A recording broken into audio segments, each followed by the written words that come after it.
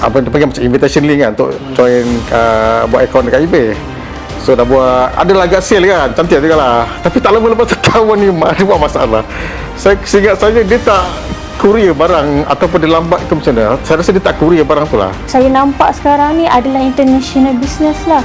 So saya datang kat sini, saya nak belajar lah dengan adanya cikgu, adanya guru sendiri, sifu kita ada sendiri. Masalah besar tu orang luar yang datang berniaga di sana sekarang.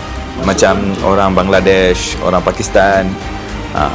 So orang Melayu dah nampak kekurangan di sana dah keluar daripada sana. Saya ambil plastik reject daripada kilang-kilang tersebut, kembali ke kilang saya proseskan semula. Saya betul lah, tapi sekarang ni pun yalah, ekonomi tak berapa bagus. So orang membeli pun pattern dia ada menurun sikit.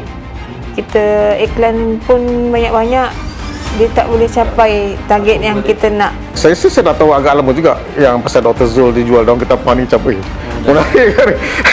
Sebab dia saya tak ada lalu dekat TikTok dalam beberapa bulan dulu kan. Wih, menarik. Terror betul. Saya kenal Dr. Zul ni melalui sebuah akhbar. Saya rasa surat khabar rasanya saya baca tentang dia jual daun tu.